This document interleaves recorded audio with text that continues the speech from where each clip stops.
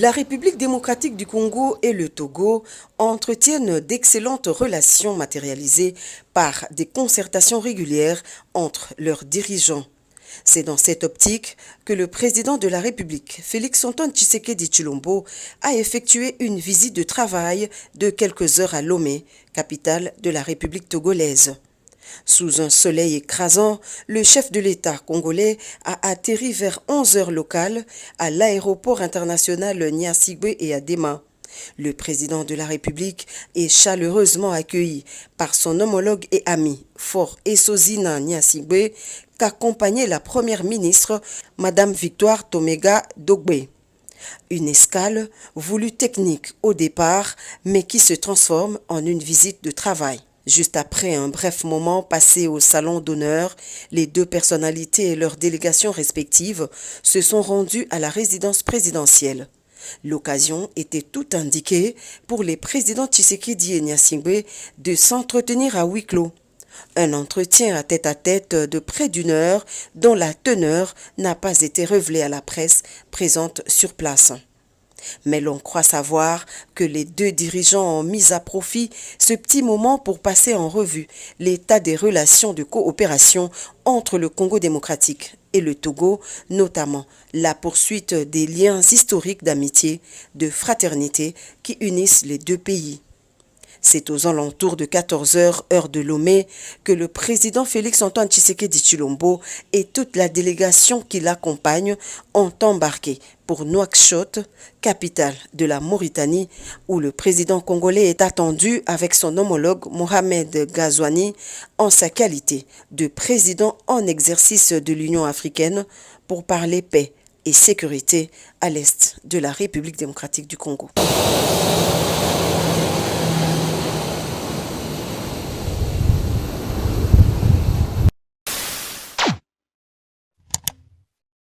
Match baluki peuple congolais, ba paramètre ebele et ningani. Ba confisqué ba bien ya Colonel Nanga na niveau ya Kinshasa, Nanga maboko na moto, akotisi réunion moko ya makasi na niveau ya Uganda. Na réunion wana balobini ni pe makamuni ni bali ko préparer na réunion wana. Kagame en difficulté. Kagame asengi na service à sécurité ya mboka na ye. Bakene na ba école secondaire bazwa bana mike par force bakota bango au sein de l'armée rwandaise car Kagame armée na est diminué. Plusieurs militaires rwandais babomi bango na est de la République démocratique du Congo na cimetière militaire ya Rwanda etondi. Makambo eza ya koinda peuple congolais. De l'autre côté, ancien président de la CENI Colonel Nanga toujours en difficulté totale. Babongisa qui opération moko ya somo mais FARDC a réussi ko bloquer avancer pe opération et ko simba. Nanga a commis coller la peuple congolais. Na niveau ya Sake après attaque ya ba M23 po ba luka ba récupérer Sake. FARDC beti bango abomi pe belé misusu bakimi mokolo ya lobby. Le RDF na ba allié na bango du M23 baye inde comité kana FARDC. Qu'est-ce qui se passe? Emmanuel Macron en difficulté. Vladimir Poutine a salisi réunion moko bengisi ba pays africain. O balobaka bazali ba membre ya francophonie. A bengisi bango nyonso des pays africains francophones. Ba solo la lolenge kani akoki ko écarter influence ya France na Afrique. Match ningani peuple congolais bozala ebele. Conseiller ya Salomo Kalonda na kombo ya Salomo plutôt conseiller ya Moïse Katumbi na kombo ya Salomo Kalonda na minito yo bapesi liberté provisoire makambuni ne bombami na kati wana. Christian Mwando a lancé communiqué moko concernant constitution ya mboka na biso. Christian Mwando membre ya ensemble ya Moïse Katumbi alobi nini. L'un des porte-parole il y a ensemble à Moïse Katumbi yepe alobini. Na sengi vraiment bokota ebele bo partager émission oyo massivement peuple congolais car makambo eza ya koinda ba paramètre ebele eza ya koningana. Vraiment bonjour et bonsoir na ba union so ba ali kolanda émission mokola lelo na Africa Cool Télévision, on est ensemble. Vraiment, vous continuez toujours à s'abonner. Tout le temps, il y a des commentaires na bino. Kolonzambe akoba toujours na kobate la bino. Il y a des commentaires où pour na fortifier ba to pour ba ko kende liboso pour na améliorer mon sala. Vraiment na sengi na bino merci. Et ça na ba commentaire mususu ya kolendi saraka ndenge zalaka. Vraiment ba commentaire na bino zalaka très important. Le lenge botalaka émission makasi yango ndepe ezali pe parmi ba force auto zalaka na yango. Le lenge pe bolaikaka émission vraiment Nzamba batela bino bo manifestera vraiment bolingo bo ali na yango vis-à-vis ya ba émission oyo to salaka na Africa Cool Télévision. Vraiment merci beaucoup sans plus tarder. To banda na point ni. To beta masolo na point ni. To banda na oyo ya liboso honorable Eliezer Tambwe. Honorable ya peuple congolais. L'homme capable, l'homme sur terrain, oh vraiment l'obélaka vraiment problème nyonso oh et dérangeara ba congolais, oh vraiment parlement, aza parmi ba député oh yo peut-être ya zali ya liboso, oh ya dénonça kabeta kasete concernant situation ya peuple congolais. To ali komona na secteur économie, na secteur même ya oh to ali kobenga sécuritaire. Vraiment Eliezer Tambwe, l'homme qu'il faut à la place qu'il faut. Le secrétaire général Augustin Kabouya, Oyo Azali informateur. Et honorable Eliezer Tambwe, Oyo Azali porte-parole de l'informateur Augustin Kabouya. Aouti Koloba concernant gouvernement Oyo Sengeli Ebima bientôt là, honorable Eliezer Tambwe Alobi, Augustin Kabouya se bat pour que la composition du gouvernement ne puisse pas créer beaucoup de frustration, affirme le député national Eliezer Tambwe, porte-parole de l'informateur Augustin Kabouya. Vraiment, Eliezer Tambwe, la question bote bisika ozali. Merci beaucoup na ASER. ASER ou ebimisi ba député ou pe ba ali capable. ASER ezu ba député na yango. Et tche bango en disposition ya union sacrée. Po ba koka koyede mokonzi ya mboka na majorité ali nango bosenga ya kosimba ba constitution ya kosimba mwa ba loi ebele pour que bilan o ya chef de l'état deuxième mandat na ezala malamu. Vraiment merci beaucoup na honorable du peuple Eliezer Tambwe, l'homme qu'il faut à la place qu'il faut, l'homme capable na système ya Borsalino. Vraiment na pesi mbote. Vraiment toleki sikoyo na dossier o esengeli na to solo to banana na dossier ya Salomon Kalonda. Qui est Salomon Kalonda? Salomon Kalonda azali conseiller peu proche collaborateur ya Soriano Danyo Ramisil alias Moïse Katumbi. Toyebi biso nyonso eloko esalaki ete bakanga Salomon Kalonda car na justice elobaki pour atteinte à la sûreté de l'État, détention illégale d'armes et munitions, complicité avec le service de renseignement rwandais ainsi que collaboration avec les terroristes du M23. Salomon Kalonda. Tovandi toali kozela. Salomon Kalonda bimisaba vérité azali na yango. Kombo vraiment peuple congolais azozela etangama puisque eka musabi sauté. C'est le nom de Moïse Katumbi. Parce que Salomon Kalonda ne peut jamais collaborer avec le M23, ne peut jamais collaborer avec le service de renseignement rwandais, ne peut jamais avoir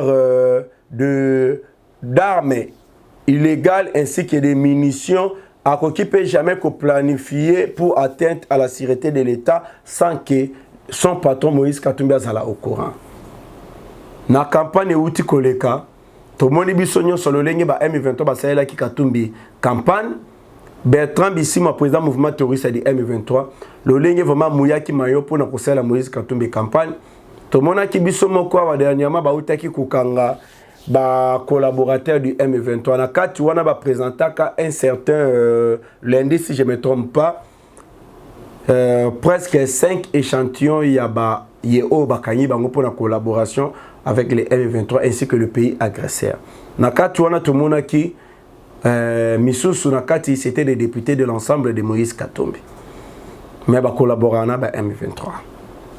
Aujourd'hui, ba point belé o yali ko pousse yali ko tali c'est yali ko lakisa lien au Katumbi azali na ngona ba M23 ya ko sala kutu débattre même makamba conseiller na e et là qui c'est vraiment ba preuve pe confirmation que Katumbi il est vraiment na simanae Kagame ba M23 bazali mais toi apprendre boye Salomo Kalonda ba pesier liberté provisoire a ali ko zela kaka juste une notification abimanae azongana ndako na e et là ko za ko déranger biso ya makasi Tomi Lobi ata justice à Congo yango bokanga ka mutu bofongoli procès contre mutu par après boye ko katanyo so bo pesier liberté provisoire siko bokangela kinini na Congo batu babimaka na bango kaka na liberté provisoire mutabimine libela pe affaire à justice elali. Nous avons connu François Béa, conseiller en matière de sécurité à chef de l'État. Abimaka Raboyo, liberté provisoire, Kenda Libela na poto. Vidé Timanga, il n'y a pas de liberté provisoire à Kenda Bouna poto aliment. Fortina Bisselele, il n'y a pas de liberté provisoire, Abima Libela, ba dossier la Raboye. A commencé à faire un épée à voyager. Vital Kamere Wakanyingi King, procès à 100 jours.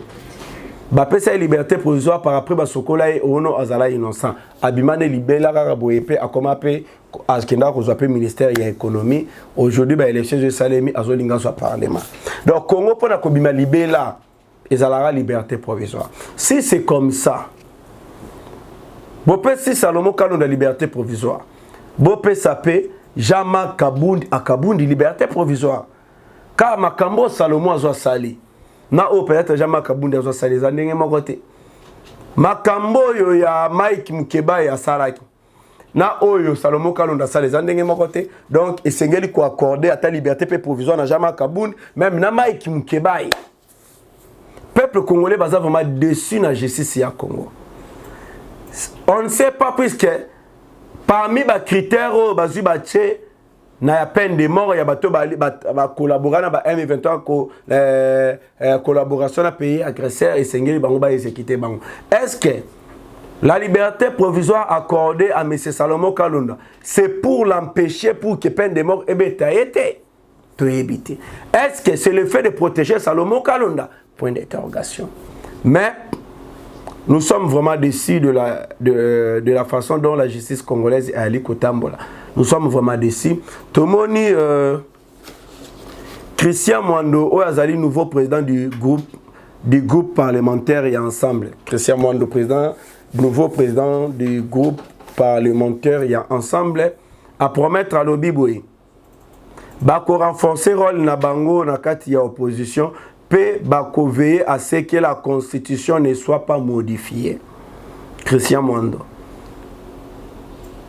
l'un des membres de l'ensemble parti politique à Moïse Katumbi, Batelemeli, modification de la constitution.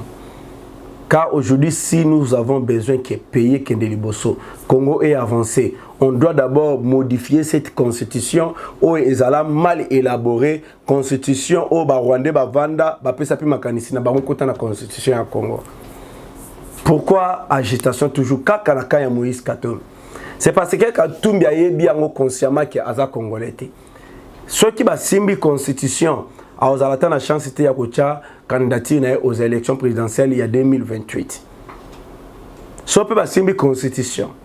Peut-être d'autres lois qui protègent les Rwandais au Congo et Kolongwa et Katumbi ali komona ndeti ceux qui ba simbi constitution na do ba Rwandais batunaye au bazala na Congo ba en difficulté. Tomoni, l'un des porte-parole de l'ensemble parti politique de Moïse Katumbi à lobby rétablissement de la peine de mort, c'est une mesure démagogique, populiste et irresponsable. Voilà, c'est l'un des porte-parole de l'ensemble. Donc, ensemble, bango ba uti koloba pour la peine de mort et aussi mbate. Bakoki jamais qu'on dit ma peine de mort est à la République démocratique du Congo. Tout cela démontre batu ensemble baza des mèches na makamezo leka à l'est. Baza des mèches na ba M23. Ka babiloko nyonso yo elingi émettre de traître hors état de nuire babiloko nyonso oyo ezali kotalisa ete lolenge bato bazali koboma mboka bali toujours kovanda koélaborer ba plan ya trahison ceci cela mais peine de mort oyo ezolingi ebimisa biso na libulu eza parmi ba solution oyo esengeli pour que Congo ezala na kimia mais bato akatumbi bazotelemela yango. Mais aujourd'hui on voit Salomon Kalonda liberté provisoire. Vraiment notre justice esengeli basala effort car nous le peuple congolais nous sommes vraiment décis de la manière dont la justice congolaise est allée fonctionner. Nous sommes vraiment décis. Vraiment Kolongwana peuple congolais toya na dossier il y a ancien président de la CENI na kombo ya Corneille Nangaa.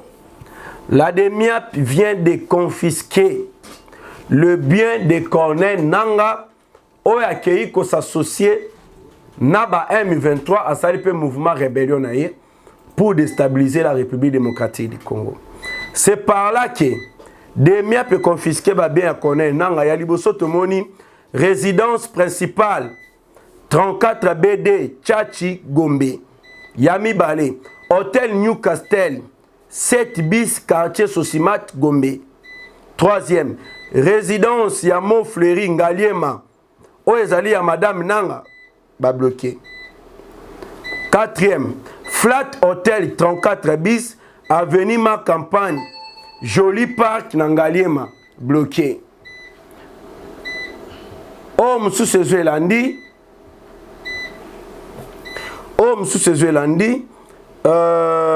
résidence et siège de la fondation Mazinda limité, bloqué. Bureau de la fondation Nanga, immeuble Dikin Center, boulevard du 30 juin, Gombe, bloqué. Des appartements 6e niveau, immeuble Dikin Center, boulevard du 30 juin, Gombe, bloqué. Concession de Madame Nanga, fondation Mazinda, Forgeron numéro 28 398 Funa, première rue limitée, bloqué. Donc la minute sont occupés par l'état-major du renseignement militaire ex-DEMIAP. Bota la binomoko peuple congolais, Nanga bolanda babiloko nyonso eza bloqué za 8. Donc bato yo ba piyande Congo pona ba intérêt na bango.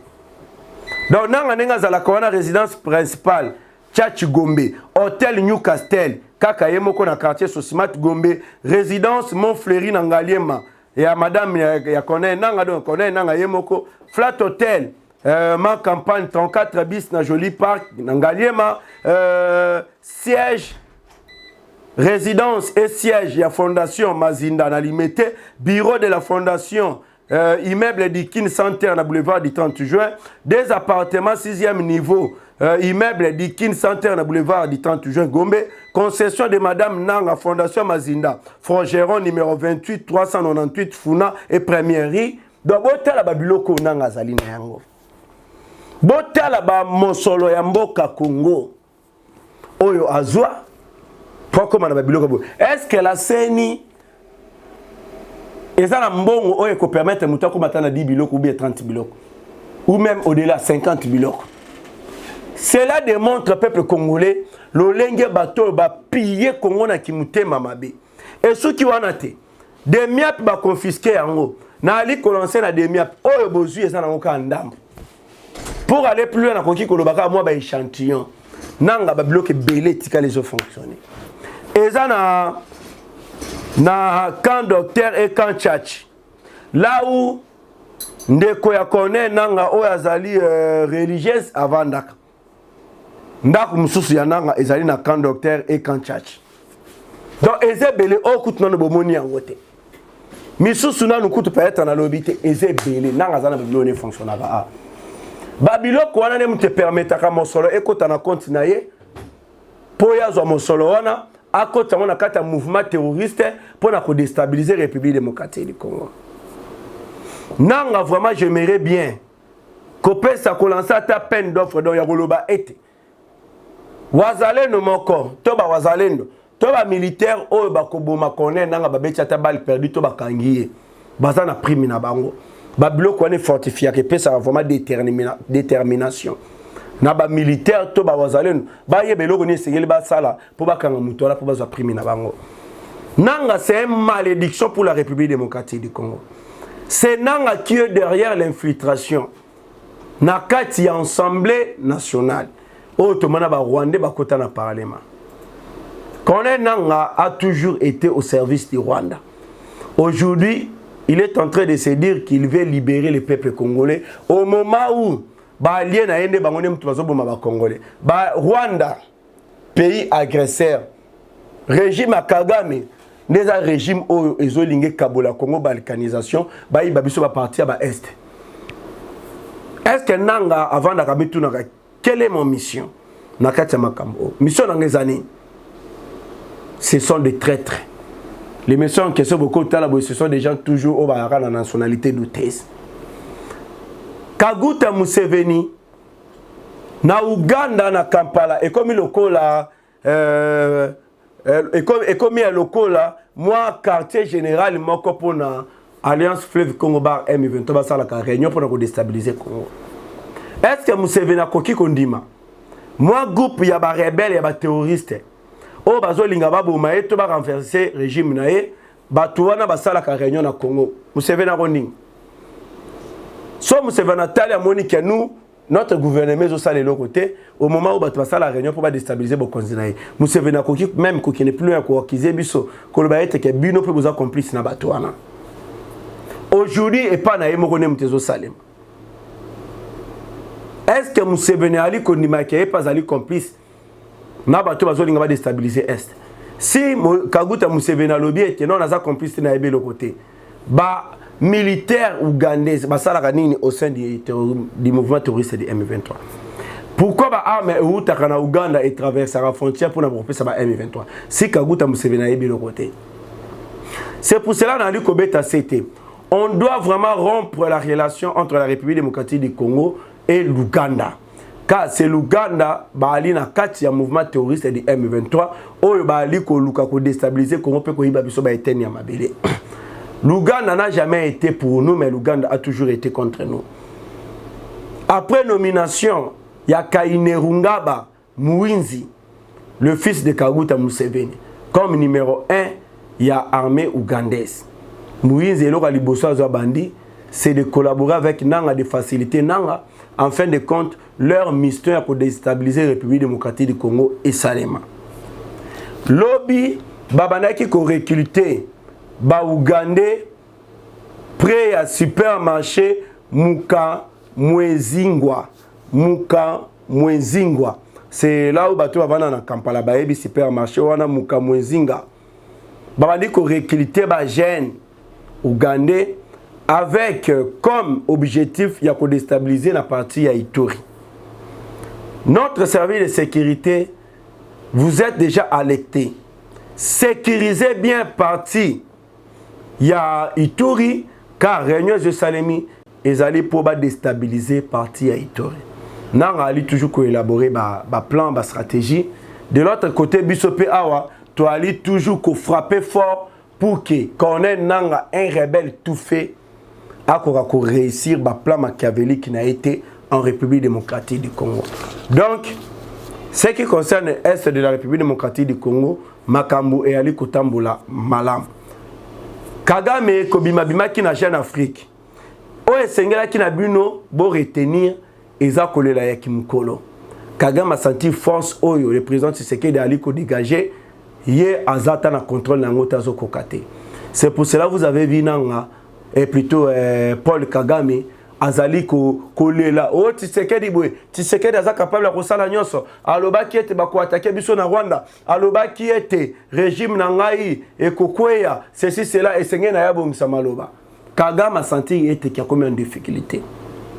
Plusieurs militaires RDF oh bazuba bomi bango na niveau ya est de la République démocratique du Congo et diminuer nombre ya ba militaires rwandais baza diminuer. C'est par là Paul Kagame a ordonné le recrutement forcé dans des écoles secondaires pour renforcer le nombre de militaires de l'armée rwandaise diminué à l'est de la République démocratique du Congo par le guerre en cours et plusieurs familles ont été touchés par ces manœuvres de ces dictateurs Paul Kagame. Donc Kagame a dit même dans la famille Yabana Obazu par force.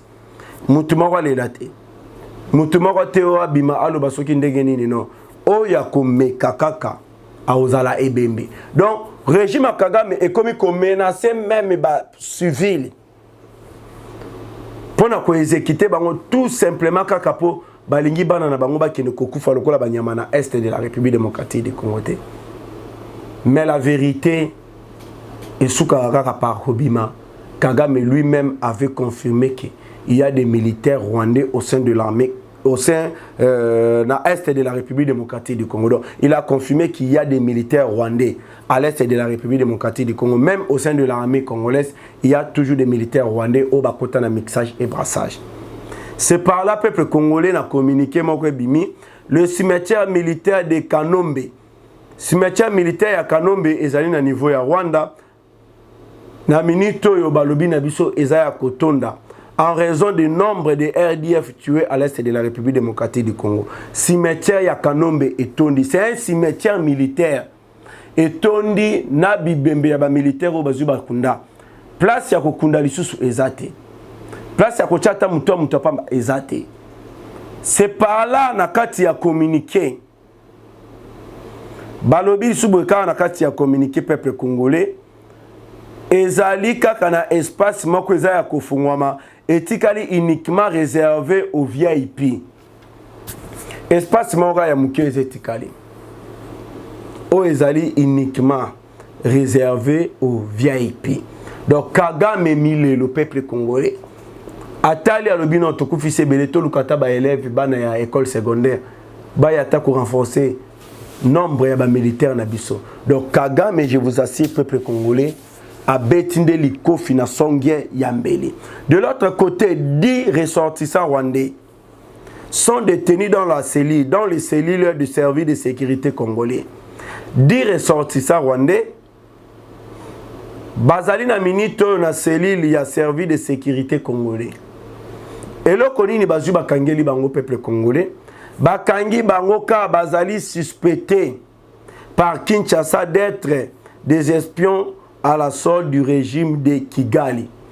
Donc baliko suspecté bango ezana ba point belé o yali ko peser sur bango que baza ba espion ya Rwanda en République démocratique du Congo. Leur mission c'est de récolter des informations pour na ko pesa yango na oyo azali chef yaba rebelle Paul Kagame kozwa ba information ko pesa na ba M23. Donc ba espion ya Rwanda na minute oyo 10 ressortissants rwandais baza détenus na cellule de sécurité congolais.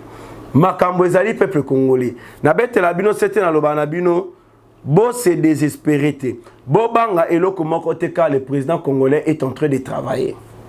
Le chef de l'État est en train de se poumonner en fin de compte Kimia et Kota définitivement en République démocratique du Congo. Mukolo est le cas que nous avons vu des terroristes du M23 ba tenter koluka kokwe Sasake.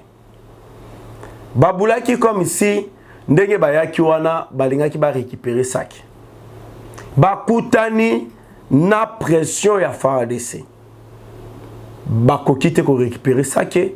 Automoni plusieurs terroristes de M23 ba kufi misusu pe ba kimi ba abandonner ba effet militaire ba arme na bango na sima. C'est par là peuple congolais. Toya ko sutuka boye. Tomoni plusieurs militaires RDF na ba alliés na bango di M23 ba ye bango moko na bo pete nyonso. Ba ye na bango moko na kimia nyonso. Ko déposer ba arme na bango na FARDC. Balobi ndenge zaboye totiki ko sala rébellion to boyi to ko faloko la banyama. Bazali au nombre plus ou moins 80 RDF o baye komitika na maboko ya FARDC. Pour été bazala sauver car baye avec le FARDC le Wazalendo bomo ina bangweza ya kotanga. Bakeye komitika. Komitika wana ba dévoiler pe ba secret belé ya maye oyo ba yebi concernant Paul Kagame président ya Rwanda. Donc c'est un peu ça. Toi ali toujours dans la position à malamu. Donc boyoki bino moko de militaires RDF baye komitika en masse na maboko ya FARDC. Tolanda de l'autre côté peuple congolais Antonio Guterres. Oui. Le M23 a acquis des armes sophistiquées, notamment des systèmes mobiles de défense aérienne. Donc le M23 bazali na ba armes sophistiquées, notamment système mobile de défense aérienne. Donc c'est ce que M. Antonio Guterres a à l'écoloba. Donc c'est comme si esa réunion moko oyo ba ali ko, donc moi ba raison moko ba ali ko utiliser pour ba justifier pour na nini MONUSCO baza incapable ya ko aider FARDC. Tomoni même na Bintou Keïta. Bintou Keïta, cette dame, vraiment personnellement, la dame en question à côté de car je sais très bien, Isa Bangone Mouto, Bazali Nassima, Yamakambo, Touzali ko vivre à l'est de la République démocratique du Congo. J'aimerais bien, Yakolo Banabino, c'est que Bintou Keïta a lobby concernant Makambaba M23, concernant Bitumba O Toali na Yango Yamakasi contre les terroristes du M23. Bintou Keïta o ali ko échappoté MONUSCO na minute oyo. Bintou Keïta a lobby boye. Vraiment beau partager peuple congolais. Beau tika vraiment ba commentaire na bino. Beau s'abonner massivement vraiment na Africa Cool Télévision. Bintou Keïta dit ceci. Où est la communiqué de Madame Bintou Keïta? Je m'aimerais bien Natangela Bino et Loko lobby. Bintou Keïta lobby. Agression dans l'est de la République démocratique du Congo. Le M23 a réussi à occuper toutes les anciennes positions de forces régionales de l'EAC. Donc, Bintou Keïta lobby, bah M23 va réussir à récupérer bah anciennes positions nyonso ya force régionale EAC. Donc, c'est ce que Bintou Keïta est en train de dire. Moi, je dirais ou bien, là, répondre à Madame Bintou Keïta, ma position bolobi que force la communauté d'Afrique de l'Est et Zalaki. Et bouti kolobela lisusu eteke. Ba M23 va récupérer ma position yosowana. Et là koni ne sali eteke ba M23 va récupérer ma position. C'est parce que force régionale bazalaki de mèche na ba M23. Mokolo ba koma ki déjà kolonga ko kanga bisaka na bango. Ba bengi ba M23 ba remplacer bango na ba position au bango force régionale bazalaki. Donc ce sont de très le lenge moko na MONUSCO, le lenge moko na yo moko Madame Bintou Keïta. C'est vous Nemtouboali na Simayawan. Maintenant vous avez dit ça pourquoi? Vous avez dit ça pourquoi? C'est pour faire quoi? Tandis que les Congolais bah yebi déjà nyonso ce que vous avez fait avec la force régionale et la communauté d'Afrique de l'Est. C'est l'hypocrisie de la MONUSCO. Et la MONUSCO doit déjà se préparer car bientôt là, il n'y aura plus de la MONUSCO en République démocratique du Congo. Attends à niveau Est partout, MONUSCO a causé la ressource.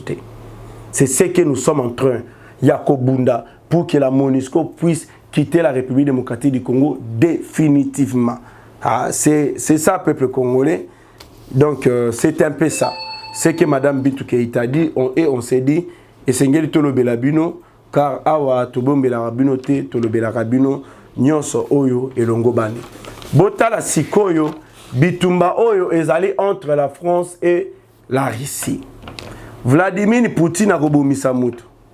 Vladimir Poutine akobomisa Emmanuel Macron.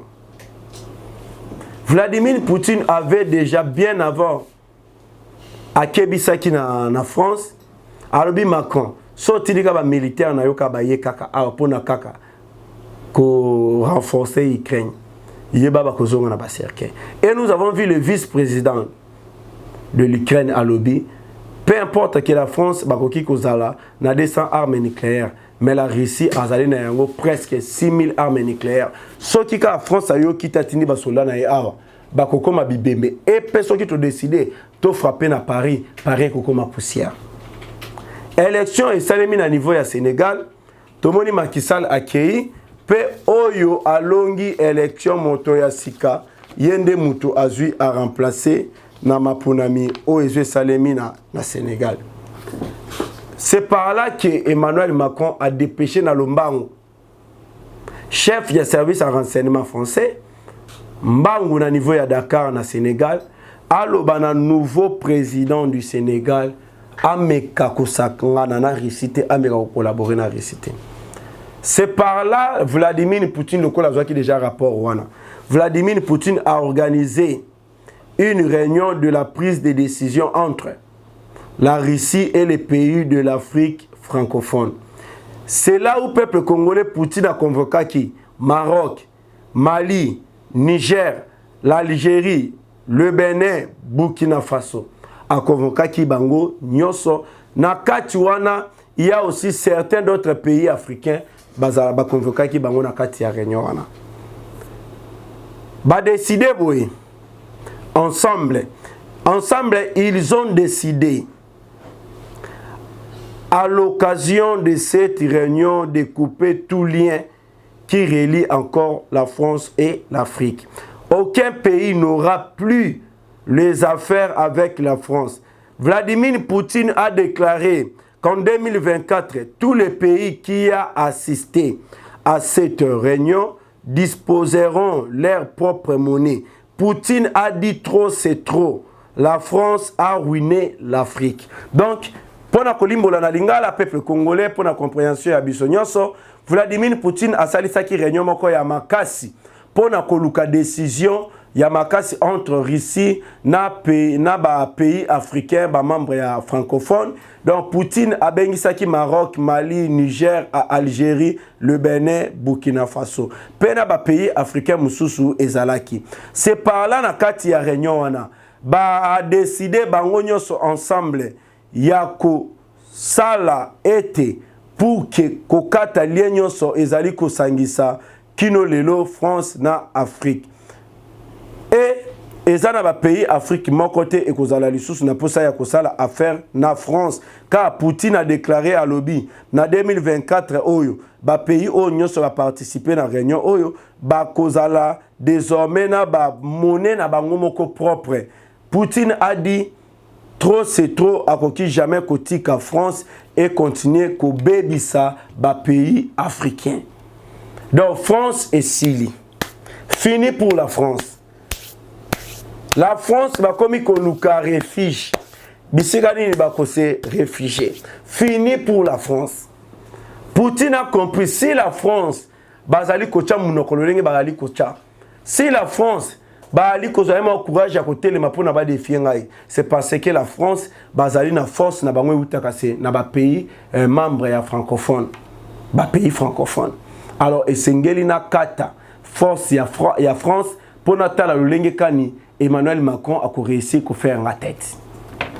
C'est ça peuple congolais. Vladimir Poutine donc à lobby et sengeli na vraiment à sala nyonso o elongo bani pour que le pays africain et Coca-Cola libéré na esclavagisme ya France na kiboumbu oyo France ezolinga echa kati na ba pays africain ebélé.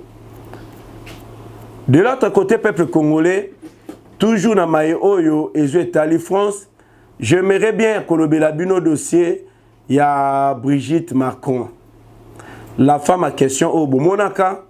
De l'autre côté, nous avons récolté des informations où ils allaient démontrer que Brigitte Macron n'a jamais été une femme, mais plutôt azalaki mwana mobali o bazu basala ki ba chirurgie pour na ba transformer ba bongolisa ye akoma mwana ya mwasi. Na ali na photo awa je suis en train de prier et monana pour na Coca-Cola qui sabino en fin de compte beaucoup ka comprendre de quoi oyo na ali koloba. Bota la madame Brigitte Macron avant était ba Coca-Cola bongolisa ye mwana mobali. Bota la bino moko. Vous allez voir de l'autre côté mobali, de l'autre côté moi si. Sobo tali malamu, vous allez voir que c'est la même personne. Ezama kama mapasate. Ezama kamute ba la binote azali pasa na non. Ezali o toza koloba peuple congolais basala ye opération babongolisa ye akoma mwasi car aza mobali. Brigitte Macron kombo na ye ya solo ezali Jean-Michel Trounier. Donc Jean-Michel Trounier, officiellement présenté comme son frère, mais tandis que azali frère na été, azali lipasa na été, ezali kaka batumoko. Jean-Michel aurait entamé une transition de genre vers l'âge de 30 ans pour devenir Brigitte Macron. Un secret jalousement gardé par les couples présidentiels et son entourage.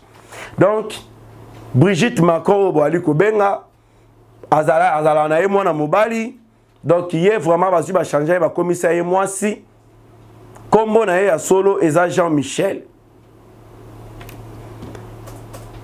Eza na batu misusu oyo bazali pour Macron bali koloba non ezali ndeko na ye, eza ndeko na ye te, eza kaka mutu moko. Ezali Maïwana asali sakango na tangu azalaka na 30 ans. C'était à l'époque Nemutu a changé qui ayaki kokomande Brigitte Macron. Et ça c'est que moko o ba bomba yango vraiment makasi na couple présidentiel ainsi que entourage na yango. C'est ça ce qui se passe désormais en France. De l'autre côté, balancer pétition moko pour ba lukaba destituer Emmanuel Macron. Donc Macron a la difficulté des anciens présidents français. Balobi ces petits là. Yene mutaye ko boma nyonso, yene muta créer ba conflit moko boye oyo a perdre même kozala na contrôle na yango. Pétition bandi ko tambola pour ki ba destituer Emmanuel Macron. De l'autre côté, yemoko makwa komi ko banga sécurité renforcée pour à se protéger dans Moscou. Donc Emmanuel Macron pensait que Russie c'est un pays oyo ya koki ko sakana ngondenga lingi. Emmanuel Macron pensait que Vladimir Poutine aza mutu mo ya koki ko sakana na ye. Na minute Emmanuel Macron a na difficulté totale. Emmanuel Macron a bloqué dans le ligne incroyable. Donc là, c'était juste entre parenthèses. Il y a Kolobelabino concernant politique Nenge Ali Koleka Naba pays Oyo et Alibanda.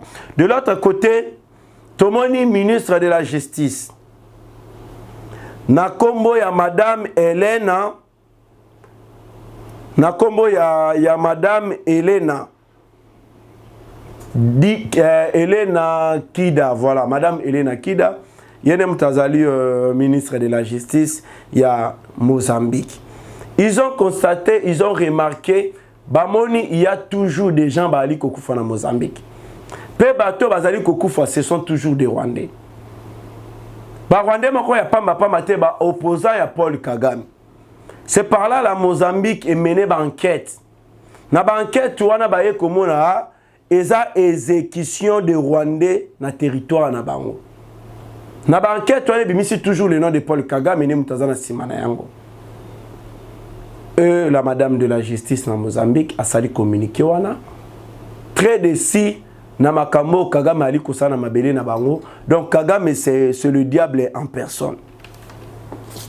Donc c'est que zobima et à pays africain belé babiloko ezali ko salema trop ba Rwandais bali ko kufa donc exécution ya ba Rwandais na ba mabele ya bato.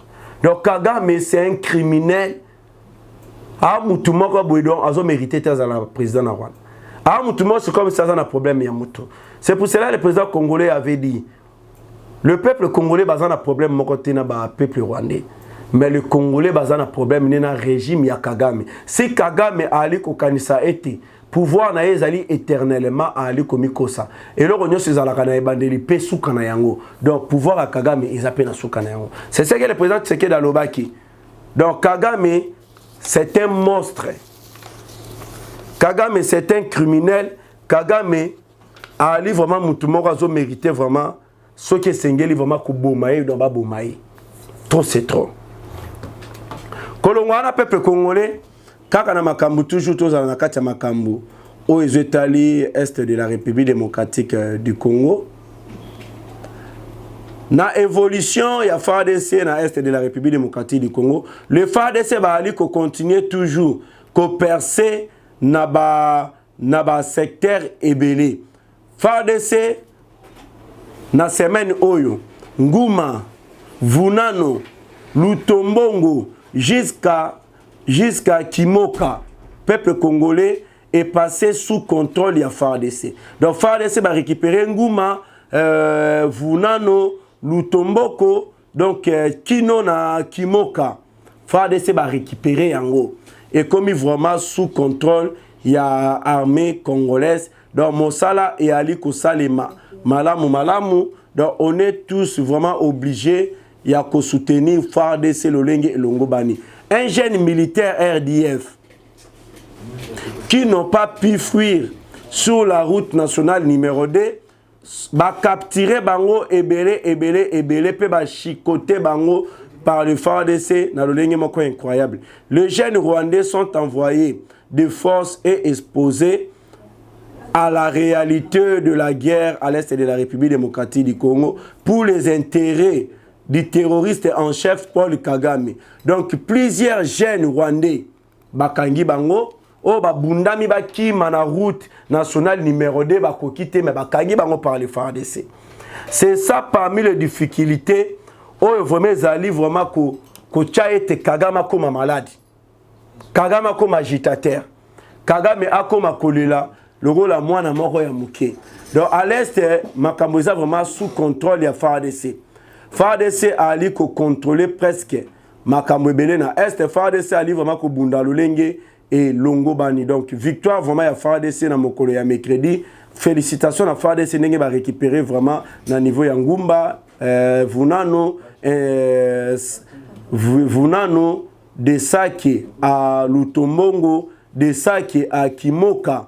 Donc félicitations à FARDC, Moussala Malamu. Donc on est ensemble, Nabino FARDC, on est ensemble, Naba Wazalendo Obali Kosala vraiment Moussala Moko remarquable. De l'autre côté, Boyoka Makambo, les déséquilibrés, chef, les déséquilibrés chez Paul Kagame. Alors, Biboué, la RDC peut dicter sa conduite à la Belgique parce que la Belgique l'accepte, mais pas nous, le Rwanda. Paul Kagame réagit sous son accréditation par la Belgique de Vincent Karega comme ambassadeur à Bruxelles. Donc Kagame a lobby Belgique, Congo est koki ko dicté en ndenge sala ka ndenge ba dictaka Belgique, mais Congo est koki ko dicté bisoté a na Rwanda. Belgique bango wana bazalaki influencé par la République démocratique du Congo pour baboya ko accréditer ambassadeur na biso na niveau ya Bruxelles. Exactement Kagame, parfois Kagame a ce qu'on appelle la difficulté à comprendre ce qu'on appelle la diplomatie. La diplomatie est synonyme ya ko dicter ba pays moko songolo pakalate. La diplomatie est eloko ezali ko talisa capacité na yo pe mayele intelligence na yo. C'est grâce à la diplomatie du président Tshisekedi. C'est pas seulement qu'à la diplomatie, même la Belgique a bien ngo malamu. Ba ambassadeur nyonso ba utaka Rwanda na ba pays bazalaka, ce soit des agents ya service à renseignement ya Rwanda. Vincent Karega la Belgique est bien malamu. Et la Belgique a l'ingité ko accordé na Vincent Karega aya ko s'installer kuna. Parce que ba yebi qui est Vincent Karega. Makambo sa sali na Congo aya ko sala ngosu na Belgique. C'est pour cela la Belgique et boyaki malgré diplomatie chef de l'État zali na kati mais la Belgique et boyaki par bango moko ba yebi ba ambassadeur rebelle au bazali ba Rwandais et loko ni basala kana ba pays oyo bazalaka accrédité. Donc c'est un peu ça avec Paul Kagame. Koto nazoyoka bato la muka. J'aimerais d'abord bien kolobelana nous ba dossier mususu. Il y a des gens au balingi ko se victimiser, il y a des gens au ceux qui ba moni peut-être la justice ces osala musala nango lolonge longobani, bango ba mema yango ba changer en forme, ba politiser yango. Et ça na bato mususu baza ba membre la muka. Soit peut-être en sali makamune escroquerie ndenge nini. Soit qui peut-être en sali makamune ya mabe. Mais eza na justice amboka na biso sengele na bato basali makama moko songolo pakala. Nde bakanga bango. Et après l'arrestation mususu ozotali et vous allez peut-être politique mususu eza yemo ko mutatambola ki mabe.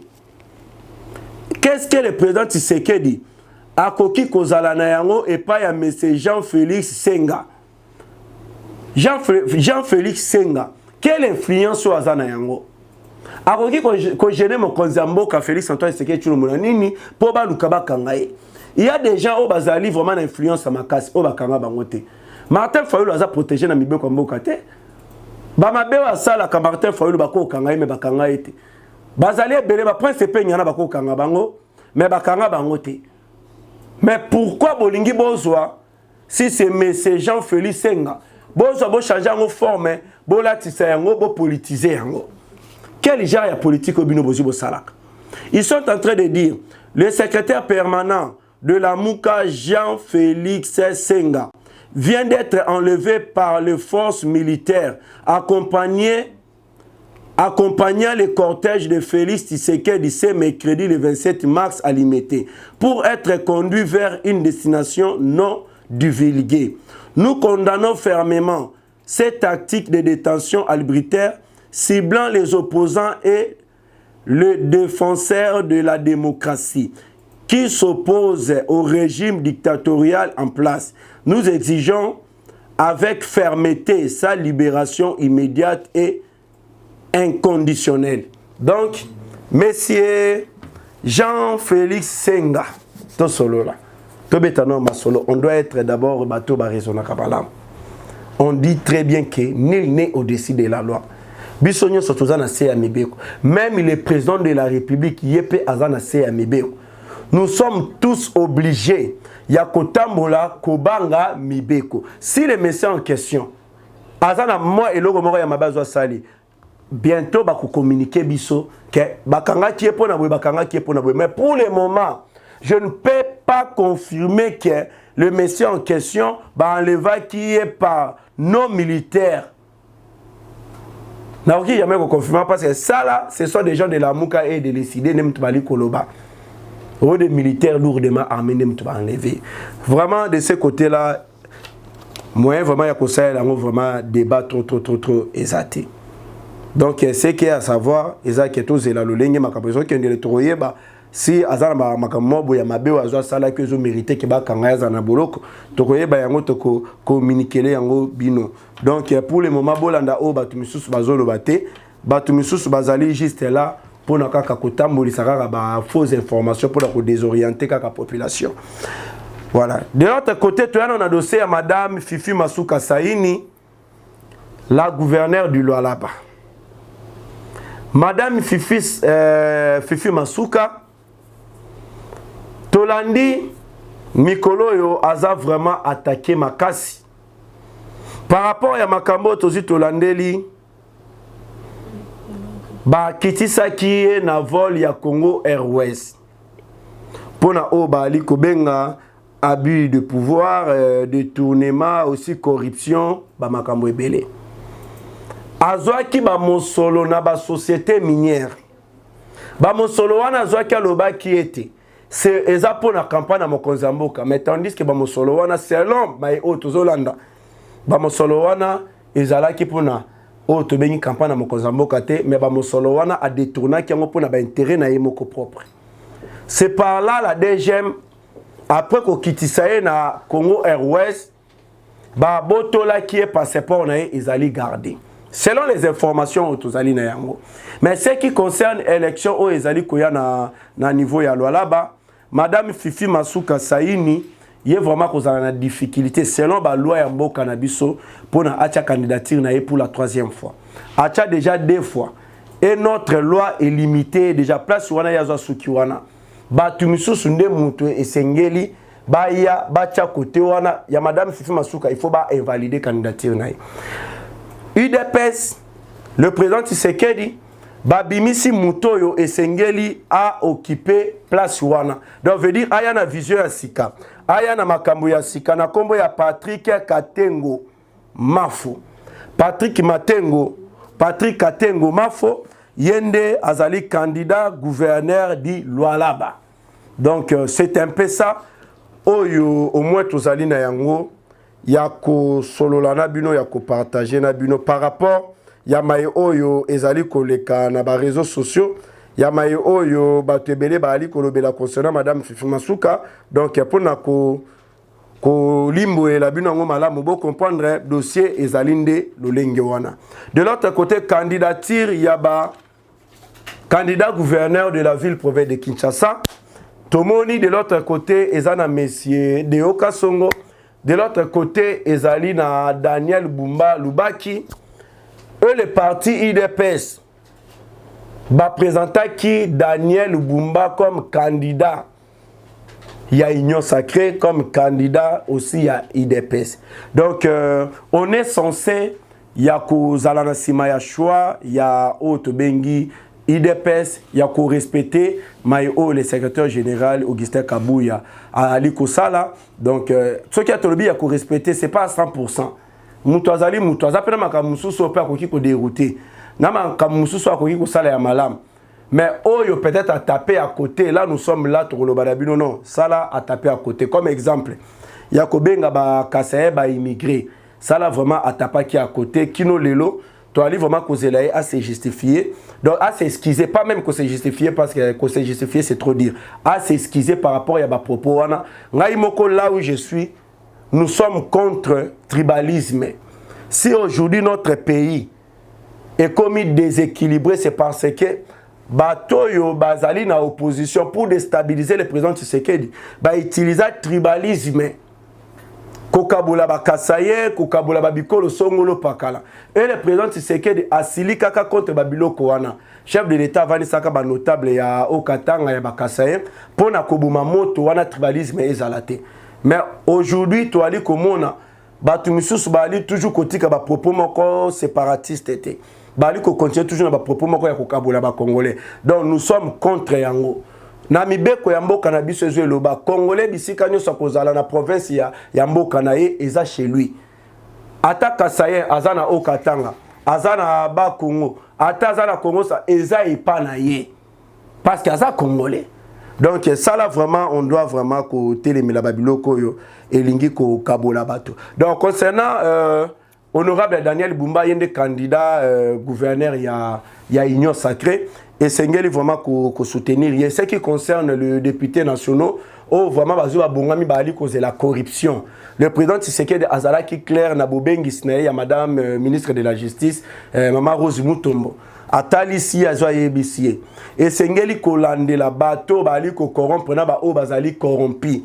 Na ba élection ya ba gouverneur ko salema na ba élection ya ba sénateur o ko salema ba o ba ko corrompre ba o ba ko zala corrompi et Sengeli ko zwa dossier wana ko memango inde na procureur général po akoka ko kata makambo wana to komi na suka ya émission ya mokolo ya lelo vraiment na pesi bino mbote na sengi bino vraiment merci na ba nyonso balandi émission ba o bazu ba partager ba o bazu ba liker émission massivement vraiment kolonzamba ko ba toujours na ko batela bino na pesi mbote na ngandula barona motema ya Petrus na États-Unis d'Amérique na pesi mbote na les grands dinosaures na États-Unis d'Amérique na bosanité Mamadou Polondo Makofi Mandomba na pesi vraiment mbote ya Roger Luma mo le belé Fati na France na pesi mbote na Movier Gérard na Allemagne na bosanité Pasteur Guy Far ya na Irlande na pesi mbote Mama Brigitte Kaja na France Mama Béatrice Diaba na Montréal na bosanité Mama Alphonsine Seke.